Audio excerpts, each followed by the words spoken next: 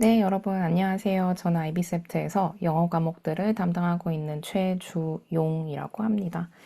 일단 학기 시작에 앞서서 좀 도움이 될 만한 정보들을 오늘 좀 같이 공유를 해보려고 해요.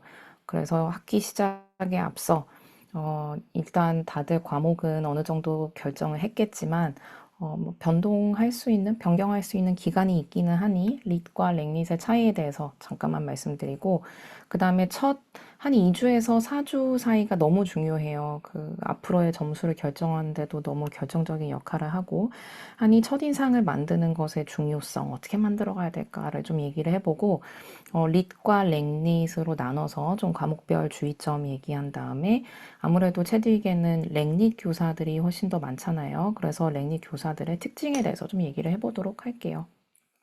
자, 일단 체드윅에서 제일 이제 난무하는 소문이 릿이 더 쉽다는 소문 다 돌고 있는 거 여러분 다 아시죠? 한 번씩 들어봤을 거예요. 근데 이제 이 소문에서 좀 어느 부분은 맞다, 틀리다 같은 것도 좀 짚어주고 앞으로 여러분들의 릿 생활 혹은 랭릿 생활이 어떻게 펼쳐질지도 좀 잠깐만 얘기를 해볼게요. 자, 일단 랭릿에 대해서는 다들 이런 얘기 한번 들어봤을 거예요. 랭릿 선생님들은 까다로운 편이다.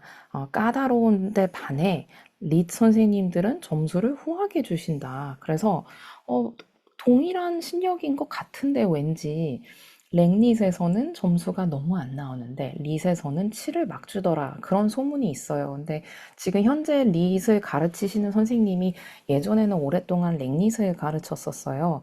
그때는 사실은 맞아요.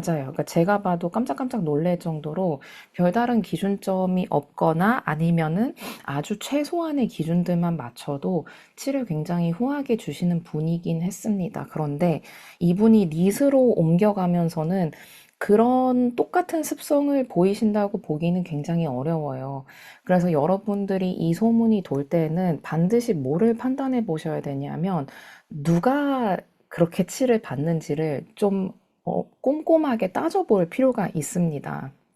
저도 애들한테 많이 물어보라고들 하는데, 7 나오는 거 맞대요 라고 답을 했을 때는 보통은 그 7을 받는 학생은 굉장한 노력을 하고 있음에도 아마 겉으로 티를 안 내고 있을 경우가 많아요. 실제로 제가 가르치는 학생들도 그런 편이고요. 그래서 쉽게 얘기해서 내가 랭릿에서 한 5 정도를 받을 만한 학생인데 그러면 내가 릿에서는 6 받지 않을까? 7 받지 않을까? 그럴 가능성은 아예 없다고 보셔야 돼요. 그래서 랭릿에서 5 받는 학생은 릿에서는 최대 5를 받거나 그 이하도 받을 수 있다라는 것이 제가 지켜본 그 하나의 현상이니 그냥 점수를 잘 받을 것 같으니 릿을 듣는 거는 그거는 좀 굉장한 착각이 될 수가 있어요. 그래서 점수가 상대적으로 낮게 나온다는 말도 맞습니다. 특히 첫 학기에는 그런 거를 많이 느낄 거예요. 그리고 릿 애들을 보면은 시험이 많이 없어요.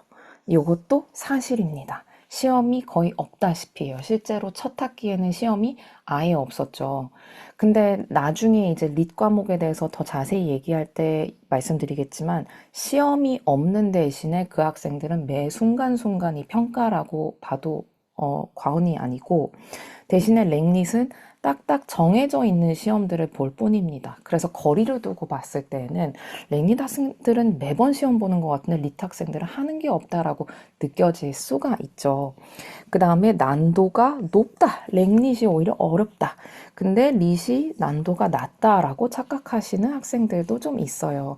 근데 릿이 난도가 낮다고 보기에는 제 생각에는 그 원인이 하나가 있는데 그 릿에서 이번에 앨런 모어의 워치맨, 그러니까 히어로물 그 그래픽 노벨 하나 나갔었죠.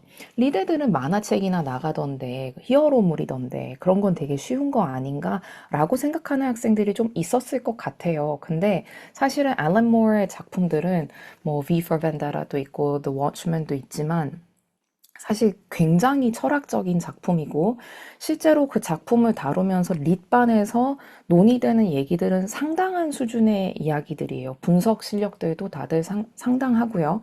그 다음에 이제 궁극적으로 여러분들이 잊어서는 안 되는 게 한반에 모여서 거기서 6, 7점을 언제나 독점하고 있는 학생들의 무리가, 일종의 무리가 있어요.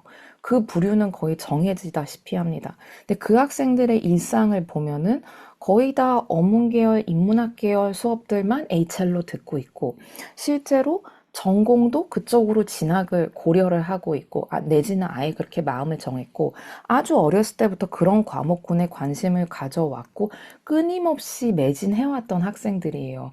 근데 이 학생들과 경쟁을 해서 어떻게든 겨뤄서 그 학생들을 무찌르고 내가 육치를 받겠다라는 그 정도의 다짐이 없이는 릿 과목은 굉장히 힘듭니다. 기본적으로 다루는 작품의 수도 압도적으로 다르고요. 그러니까 랭릿은 어떤 혜택이 있냐면 작품이 적을 뿐만 아니라 중간중간에 비문학을 다뤄요. 비문학들은 짧습니다. 읽는데 그렇게 오래 걸리지가 않아요. 근데 릿에서는 작품들이 다 하나같이 길고 읽어야 되는 양이 방대한데 그 반의 한 절반 정도의 학생은 그 정도 방대한 양은 힘이 들지 않아요. 너무 재밌게 읽어요. 심지어 취미로 읽어요. 그러니까 어떤 상대와 경쟁하게 될지를 잘 생각해 보면 랭릿과 릿의 차이가 좀 더 여실히 느껴질 거라 생각을 하고 궁극적으로 뭐 변경할 뭐 기회가 왔다거나 할 때 생각하셔야 될 점은 인문학적 소양이 풍부하고 제일 중요한 건 관련 전공 진학을 고려하는 학생이어야만 그 힘든 경쟁과 그 방대한 양을 읽으면서도 좀 버텨낼 만한 가치가 있지 않을까 그렇게 좀 생각을 합니다. 자, 그럼 이제 넘어가 볼까요? 자, 제가 아까 얘기했듯이 첫 2, 4주 동안 요 기간 동안 이제 첫인상이 거의 이제 결정이 되는데 이 2, 4주 정도의 기간 동안에는 저는 여러분들이 가면을 썼으면 좋겠어요. 그러니까 특히나 어문학, 인문학 계열 선생님들은 주관적으로 생각하는 경향들이 좀 많으시고 특히 현재 포진되어 있는 선생님들이 특히나 본인이 가진 어떤 인상, 본인이 학생에 대해서 가졌던 어떤 생각이 매우 고정되는 경우가 많습니다. 나중에 교사들 자세히 얘기할 때 더 얘기하겠지만 그래서 이 2, 4주 동안은 일종의 가면을 쓰고 내가 무대에 올라가서 연극을 한다는 마음으로 관심도 및 열정을 표현을 했으면 좋겠어요. 이 말이 무슨 말이냐면 대부분의 인문학 그 선생님들을 보시면 여러분도 좀 공감이 될 거예요. 이분들은 그 배경을 들여다보면 남들이 별로 안 중요하게 생각하는 뭐 문학, 어문 계열 같은 것들을 열심히 자기 혼자 열심히 열정을 가지고 열심히 공부해서 내가 이거 가르쳐야지 하고 가르치는 자리에 딱 왔더니 학생들 표정 봤더니 다 관심이 없어요. 이런 거 왜 해요? 이런 거 왜 읽어요? 이게 무슨 쓸모예요? 아, 진짜 어쩔 수 없다. 내가 점수 받아야 내가 이러고 앉아있지. 나 이거 관심도 없는데, 미치겠다. 이게 여러분들이 말을 안 해도 얼굴 표정에서 다 보여요. 그러니까 그런 표정들을 끊임없이 봐왔던 분들이라 일종의 표현할 수 없는, 나만 알고 있는 자격지심 같은 것이 무의식 아주 깊은 곳에 숨어 있다고 보시면 돼요. 그리고 그 자격지심이 끊임없이 조금씩 자극이 돼요. 자, 그러면 이런 특징을 가진 선생님들에게 나는 훌륭한 학생이에요 라는 거를 보여주고 나를 좀 좋아해 주세요 라고 표현을 할 때는 그 선생님 자체에 대한 관심보다는 요거는 이상해 보일 수 있어요. 선생님 자체에 대한 관심보단 그 선생님이 읽으라고 주는 작품들, 그 사람이 읽으라고 주는 기사들, 칼럼들, 뭐 보라고 줬던 만화들, 이런 것에 대한 관심, 열정을 보이는 게 좋은데 그 관심 열정은 어떻게 보이냐? 그 작년 체드윅 학생들이 칼럼 중에서는 네즈린 말릭나 아니면 데브라 타넨 같은 사람의 이제 글을 많이 읽었는데 데브라 타넨은 언어학자예요. 그러니까 기사 하나만 읽어도 언어학자고 언어 속에서 젠더가 어떤 영향을 미쳐왔는가를 연구하는 여자입니다. 그러면 데브라 타넨의 그 수필 속에 등장하는 뭐 여러 가지 이제 일예가 있거든요. 사건들이 영국의 머거렛 thatcher 수상이 뭐라 얘기했는데 그럼 그런 것들을 좀 조사를 해보세요. 그러니까 그 데브라 타넨의 에세이에 등장하는 그 순간에는 근데 그때 국민 여론이 이렇지 않았나요? 라고 손들고 발표를 하면 선생님은 그거를 이 글에 대한 대단한 관심으로 인지를 할 겁니다. 그러니까 이런 식의 연극, 이런 식의 가면이 첫 2, 4주 동안에는 너무 필수적입니다. 그리고 이제 첫 학기의 첫 시험. 자, 요게 꼭 있죠. 릿 애들은 이제 시험이 없는데 랭릿에서는 적어도 작년 기준으로는 political cartoon으로 페이퍼 1을 봤어요. 일단 방학 중에는 페이퍼 1을 어떻게 써야 되는지에 대한 공부는 끝나 있어야 됩니다. 페이퍼 1이 뭔지조차 모르는 상태에서 학기를 시작하는 거는 좀 굉장히 리스크가 크고 적어도 페이퍼 1 에세이가 뭐고 내가 어떻게 접근해야 되는지는 다 아는 상태에서 political cartoon 진도를 나갈 때 그 특정 작가를 정해줄 거예요. 그러면 그 작가별 특징들이 있죠. 왜냐하면 한 작가는 같은 기법을 여러 번 반복해서 쓸 거예요. 그 다음에 아마도 주제의식도 비슷한 것을 자꾸 다룰 겁니다. 그러면 이런 특징들을 이제 저하고 수업에서 같이 다루면서 요 첫 시험에서는 최대한의 실력 발휘를 할 수 있게끔 연습이 되어야 되겠죠. 자, 요런 점수에서 이미 첫인상들이 박혀가고 있는 겁니다. 그 다음에, 자, 요 얘기는 제가 꼭 해야 되는데, 체드윅에서의 이 전반적인 인상은, 특히 선생님들의 어떤 전반적인 애티튜드는 요즘 학생들에게 굉장히, 허스타일 하세요. 되게 반감이 많으세요. 어떻게 하면 이 학생들을 골려줄까라고 매번 고민하는 듯한 모습이 보일 정도예요. 근데 왜 그런가를 고민을 많이 해보니까 제가 학원에서 가르칠 때도 학생들이 너무 AI를 많이 써서 저 자체도 답답하고 점점 화가 나는 순간들이 있는데 이 학생들을 객관적으로 채점해서 점수를 줘야 되는 입장에서는 더욱더 화가 나겠죠. 그래서 작년에 유난히 많이 나왔던 말이 뭐 하나 써서 내면 이거 AI 같아. 너 이거 AI 썼어? 너 이거 AI지. 이 얘기가 반복되고 있어요. 그래서 애시당초 학교에 뭔가를 제출할 때에는 AI를 정말 가급적이면 사용을 하지 않는 것이 좋고 사용을 한다 하더라도 그 단어 자체는 본인 것으로 온전히 바꾸는 것이 좋습니다. AI를 쓰는 애였네, 얘가. 얘는 처음부터 AI를 쓰는 거네. 요것도 첫인상에 박힐 수가 있죠. 자, 이제 과목별로 좀 나눠서 좀 자세히 얘기를 해볼게요. 자, 릿 학생들 아까 시험이 없다고 했죠. 너무 신날 일이 아니에요. 왜냐하면 릿에서는 Learner's Portfolio라는 게 너무 중요합니다.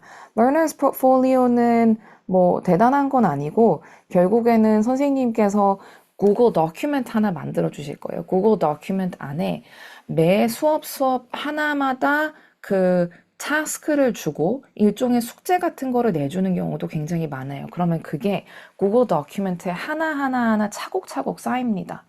그럼 이게 하나하나 쌓일 때마다 뭐 선생님이 뭐 매번 채점을 해주시고 매번 피드백 주시고 그렇지는 않아요. 그래서 대부분의 학생들이 이렇게 지켜봤을 때는 하는 게 없나? 난 평가가 없네? 아니, 이 수업은 그냥 재미로 듣나? 이런 인상이 들 지경까지 가도록 아무런 뭐 딱히 그런 말이 없어요. 근데 이 모든 것들이 다 모여서 학기 마지막 주에 한꺼번에 채점이 됩니다. 그래서 그동안 이 학생이 해온 모든 것들을 다 하나하나 정말 꼼꼼히 보십니다. 하나하나 꼼꼼히 봐서 합산을 내서 그게 그 학기의 점수가 됩니다. 그래서 이 숙제 하나하나 작은 타스크 하나하나도 굉장히 신경을 많이 써야 되겠죠. 그리고 양이 적지가 않아요. 그래서 이거 좀 내가 지금 바쁘니까 밀어놨다가 그 나중에 캘린더 보니까 나중에 요때쯤 Learner's Portfolio 본다고 했으니 나는 이 전에만 난 열심히 하면 돼 라고 생각하는 거는 좀 많이 위험할 수가 있겠죠. 그 다음에 Creative Writing의 요소 들어갑니다. 그러니까 이거는 IB 시험하고는 아무 상관이 없지만 이 선생님의 특징상 Creative Writing 과제 하나 정도 꼭 들어갑니다. 그래서 Creative Writing을 뭐 연습을 이어왔던 학생들은 쭉 지속했으면 좋겠고 한 번도 안 한 학생들은 Creative Writing 좀 생각을 하기는 해야 됩니다. 그 다음에 이번 학기부터 이제 선생님께서 이제 파격적으로 제시하신 게 있는데 나는 이제부터 채점을 AI로 하겠다라는 얘기였어요. 이번 IO, mock IO, final IO 둘 다 그 AI로 채점을 하셨습니다. 그럼 AI로 채점하는 게 어떤 의미고 AI 채점에서 내가 점수를 잘 받기 위해서는 어떻게 해야 되냐? AI는 근거를 제시할 수 있는 게 아니면은 채점이 되질 않아요. 그러면 똑같은 학생이 무슨 주장을 한다 하더라도 좀 어물쩡하게 넘어가는 것들은 그대로 다 잡아내고 어물쩡 넘어가는 게 아니라 요것에 대해서 이 근거를 대고 이것에 대해서 이 근거를 대고 꼬리에 꼬리를 물고 집요하게 그 근거를 제시하고 분석을 하는 것이 이 AI 채점에는 훨씬 더 잘 맞습니다. 그래서 꼼꼼해야 돼요. 그러니까 AI가 채점한다는 거를 인지하고 나서부터는 수려한 글쓰기, 물 흐르듯 잘 흐르는 글쓰기보다는 꼼꼼하게 대처를 하시는 것이 좋습니다. 매 문장마다 보면서 이 문장과 이 문장이 왜 연결이 안 되지? 요 내용과 이 내용 간에 근거가 없네, 연결성이 없네, 이런 거 하나하나 다 따져보셔야 됩니다. 자, 그 다음에 랭릿으로 좀 넘어가 볼까요? 자, 요 부분이 아마 가장 많은 학생들이 공포스러워할 내용인데 첫 학기 점수 낮은 거 맞습니다. 평균 점수가 5 정도였던 것 같아요. 2 나온 학생들도 있고 4 나온 학생 굉장히 많습니다. 그러면 이 상태에서 우리가 어떻게 생각해야 되냐? 제발 절망하지 마세요. 절망하지 말라는 얘기부터 하고 싶은 이유는 채딕은 릿도 그렇고 랭릿도 그렇고 전체적으로 그 영어 과목군들 안에서 upward curve를 만들려는 의욕이 굉장히 커요. 그러니까 상향 곡선을 만들겠다는 거죠. 그래서 의도적으로라도 첫 학기에는 점수를 눌러요. 그런데 심리적으로 영향을 안 받을 수가 없잖아요. 그러니까 첫 학기에 점수가 안 나오면 학생들이 기가 팍 죽고 어디까지 가냐면 해봐야 뭐해. 나 안 해. 내가 뭐 이 과목밖에 없는 것도 아니고 여기서 그럼 뭐 4가 계속 나올 거면 4 나오라지 뭐. 나는 다른 과목을 열심히 할 거야. 이렇게 아예 손을 놔버려요. 그런데 절대 잊지 말아야 될 거는 첫 학기에는 그럴지언정 두 번째 학기에 여러분들 그 먹가요하고 파이널 아이오 있을 거예요. 먹가요, 파이널 아이오. 그리고 그 전에는 문학 작품을 가지고 페이퍼 1. 그 말미에는 또 하나의 페이퍼 1. 시험들이 참 여러 개가 있어요. 이 여러 개의 시험을 통해서 분명히 상향곡선을 만들 수가 있습니다. 불가능한 거 절대 아니고 실제로 해내는 학생들 굉장히 많아요. 근데 애시당초 첫 학기에 풀이 죽어서 이거 어차피 해봐야 안 될 거니까 나는 안 할래 라고 다짐을 한다면 애시당초 선생님이 의도했던 상향곡선을 만들 수 없게 되겠죠. 그래서 이거는 그냥 초반이니까 일부러 누른 거다. 이거는 그냥 하나의 제스처다. 선생님이 다 동의하에 그러기로 한 거다라고 인지를 하고 제발 포기하지 마세요. 그 다음에 채드윅의 랭릿에서는 만화, 아까 그 political cartoon이라고 했죠. 풍자 만화와 칼럼의 비중이 커요. 그래서 지금 만약에 학기 시작 전에 시간이 조금 뜬다. 내가 좀 뭔가를 공부해 볼 수 있는 시간이 있다 싶으면 뉴욕타임즈나 가디언지에 연재되는 만화들이 있어요, 여러분. 연재되는 만화들을 내가 분석하듯이 한번 에세이를 써보세요. 이 만화에는 어떤 특징들이 보이고 이 선은 왜 이렇게 그렸고 이 정치인의 귀는 왜 이렇게 크고 이 정치인의 엉덩이는 왜 이렇게 그렸고 이런 것들을 하나하나씩 분석해보는 것이 많은 도움이 될 수가 있어요. 그 다음에 젠더를 다루는 글의 비중이 굉장히 큽니다. 이거는 비문학글도 그렇고 문학글도 마찬가지예요. 근데 이 부분에 대해서도 그 학생들이 반감을 가지고 있고 그 반감 또한 얼굴 표정에 보여요. 그러니까 제가 겪어봤을 때는 대부분의 학생들이 페미니즘은 그냥 정치적인 어떤 그 사조 아닌가? 여자들이 세상을 지배해야 된다는 그런 어떤 정치적 의견이고 이거를 저 선생님이라는 어떤 한 개인이 나에게 강요를 하고 있다라고 조금 잘못 이해하는 경우가 덜어 있어요. 근데 여러분, 젠더를 다루는 거는 채드윅만의 그 특징도 아니고요. IBO 자체에서 거의 특징으로 꼽으라면 가장 두드러지는 특징이 IBO에서 생각하는 젠더 자체의 중요성이에요. 그러면 feminist analysis가 왜 중요한지를 우리가 조금만 시각을 바꿔 생각을 해봅시다. 우리가 돈의 중요성 내지는 사람들이 돈을 뭐 벌고 돈을 쓰고 하는 그 습성들, 그 형태들을 분석하기 위해서는 그 전체적 틀을 이해해야 되죠. 자본주의 사회라는 그 시스템적인 특징들을 우리가 이해를 해야 돼요. 마찬가지로 그냥 사회 속에서 내지는 누군가가 하는 이야기 속에서 누군가의 연설 속에서 내지는 누군가가 쓴 이야기 속에서 여자와 남자의 역할 내지는 가족 내에서 어떻게 행동하는지를 들여다보기 위해서는 남자한테 왜 이런 역할이 주어지지? 여자한테 왜 이런 역할이 주어지지? 이런 이 의문을 포괄할 수 있는 가장 큰 개념은 가부장 제도예요. 가부장 사회. 그럼 가부장 사회를 우리가 시스템적으로 이해를 해야, 그래야 일상적으로 내지는 소소한 이야기 속에서 보이는 어떤 행동들을 잘 이해를 할 수가 있죠. 그래서 그 페미니즘에 대한 반감을 좀 미리 눌러놓고 저 사람이 나한테 저렇게 이런 거를 가르치냐, 저 사람이 싫다라고 부정적으로 접근하기보다는 이거는 IB라고 내가 선택한 이 커리큘럼 속에서 굉장히 중요하게 다뤄지고 있는 사안이구나.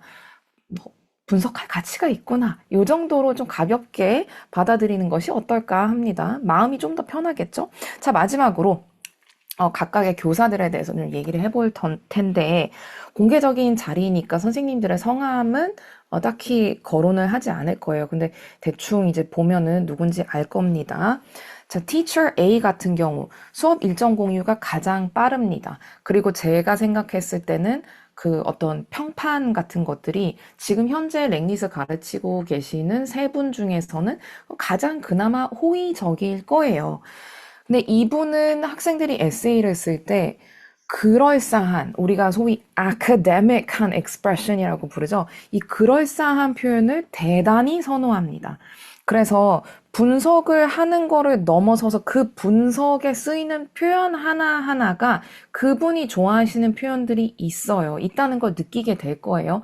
그런 표현들을 많이 써주세요. 그리고 또 하나는 이분은 만회할 기회를 주시는 분입니다. 그러니까 마음이 열린 분이에요. 그 말은 무슨 말이냐면, 여러분 첫 학기에 점수가 만족스럽지 않게 나왔어요. 두 번째 학기에도 좀 그런 것 같아요. 그러면 두 번째 학기 말미에 내지는 predicted grade가 나오는 너무 중요한 그 세 번째 학기 시작에 선생님 찾아가세요. 선생님 찾아가면서, 선생님 제가 지난 학기에 제 자신이 너무 실망스러웠는데 제가 어떻게 하면 좀 뭔가를 더 연습할까 싶어서 제가 이런 것들을 써봤는데 선생님 어떻게 생각하세요? 내지는 지난 시험이 너무 아쉬워서 저는 과제를 하나 더 하고 싶은데 좀 기회를 한 번 더 주시겠나요? 이런 얘기를 충분히 꺼내볼 수 있는 선생님입니다. 그러니까 이 기회를 한번 노려보세요. 자, Teacher B로 한번 넘어갈게요. 자, 지난 1년 동안 아마 학생들에게 준 점수가 평균을 내보면 가장 낮은 분이에요. 그 다음에 일정 공유도 이 세 분 중에서는 가장 늦어요. 그러니까 다른 학생들은 언제가 시험이 있다는 거 다 뻔히 알고 있음에도 불구하고 이 반 학생들만 제일 늦게 알고 있는 경우가 굉장히 많죠. 그리고 학생들이 그냥 이래저래 오가며 봤을 때는 너무너무 친절하세요. 너무 따뜻하세요. 그런데 점수를 주실 때는 굉장히 깐깐하죠. 그리고 이분이 좀 많이 특이해요. 그러니까 그 작품을 선정할 때 내지는 비문학 글을 선정할 때도 좀 취향이 독특할 뿐만 아니라 제가 봤을 때는 난도 조절이 잘 안 되는 경우가 있어요. 그러니까 이 정도 수준은 릿에서도 안 가르칠 것 같은데 갑자기 랭릿에서 가르치고 있다. 그러면은 아마도 이 선생님일 가능성이 높죠. 자, 그 다음에 이제 가장 악명 높은 이 세 번째 선생님, Teacher C로 넘어가 볼게요. 자, Teacher A와 C를 비교해 봤을 때, 자, 여기서 굉장히 특이한 차이가 있는데, Teacher A는 내용은 그렇다 치더라도 그럴싸한 표현을 써야 돼요. 그러니까 그 표현을 잘 쓰고 못 쓰고 문맥에 맞게 쓰고 문맥에 좀 이상하다 할지라도 어머 얘가 노력을 많이 하네. 얘가 내가 좋아하는 표현을 쓰네. 그럼 문법이 좀 틀리고 좀 어색해도 넘어가줘요. 예뻐 보여 그 학생이. 근데 teacher C는 조금이라도 어색한 표현이 있으면 예민합니다. 다 잡아내요. 그래서 teacher C는 수려하고 어렵게 들리고 왠지 모르게 아카데믹할 것 같은데 어설프게 쓰는 표현들이 많다. 그러면 이 선생님 굉장히 예민하게 나옵니다. 그리고 찍혀요. 그러니까 제발 전달력을 우선시하세요. 전달력을 우선시한다는 거는 쉬운 단어를 쓴다 하더라도 맞게 쓰는 거거든요. 그래서 내가 알고 있는 단어들 안에서 내가 적절하게 알맞게 쓸 수 있는 표현들만 구사합시다. 그 다음에 분석에서는 이거는 이 세 선생님의 공통된 특징이기도 한데 단어 선택이 너무 중요한데 여기서 단어 선택이 중요하다는 거는 내가 선택하는 단어가 중요하다는 게 아니라 글을 분석할 때 그게 문학이 됐건 비문학이 됐건 이 작가는 왜 이 순간에 이 단어를 선택했는지 그 단어 수준으로 깊숙이 들어가서 분석하는 걸 좋아합니다. 예를 들어서 이 문장이 중간에 full stop으로 툭 끝나버리고 갑자기 pause가 있고 그 다음에도 문장이 굉장히 짧다. 왜 짧지? 그리고 여기에 period를 왜 찍었지? 그럴 필요가 없었는데 이 이유에 대해서 고민을 하고 거기에 원인을 제공해서 그 원인을 분석하고 그럼 period를 찍은 게 이 작가의 의도가 이랬기 때문에 그럴 수밖에 없었구나. 그 의도를 더 잘 보여주는 게 바로 이 period구나 라는 식의 분석을 좋아해요. 그래서 이 단어 선택, 그러니까 글을 크게 보고 여기에 이런 metaphor, 여기에 이런 imagery 보다도 문장 단위로 들어가세요. 문장 단위에서 단어 사이사이로 들어가세요. 그래서 이 집요하게 분석을 해내는 것을 사실 이 세 선생님이 다 좋아하지만 이 선생님은 좋아하시다 못해 수업 시간에 그렇게 강요를 하실 거예요. 그 다음에 사실 제일 중요한 얘기인데 이 선생님 반에서 멘탈 관리가 안 되는 학생들이 유난히 많아요.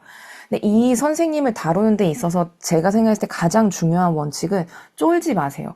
학생들이 쫄고 어떤 그 선생님과의 어떤 개인적 교류가 제일 많은 게 individual oral이에요. individual oral 할 때 global issue confirm을 받으러 선생님 찾아가기도 할 거고 메시지를 남기기도 할 거고 할 거예요. 그때 제일 1대1로 얘기를 많이 할 건데 선생님 윽박 지르면서 얘기해요. 정말 과장이 아니라 어조가 뭐? 이런 거? 이런 거 뭔데? 네가 이거 왜 하는데? 너 이거 뭔지는 알아? 이런 식으로 말을 할 거예요. 그러면 대부분의 학생들은 여러분 너무 착하고 하니까 죄송합니다. 제가 잘못한 것 같아요. 죄송합니다. 제가 그냥 다시 오겠습니다. 이러고 그냥 나가요. 그러면 이 선생님의 기질상 한 번 더 물어요. 더 꽉 물 거예요. 그러면 이 선생님이 그렇게 윽박지르고 화내듯이 얘기한 거는 여러분이 싫어서라든가 여러분의 말이 틀려서가 아니에요. 심지어 조롱하면서 얘기할 때도 틀려서 그런 거라기보다는 언쟁을 즐겨서 그런 거예요.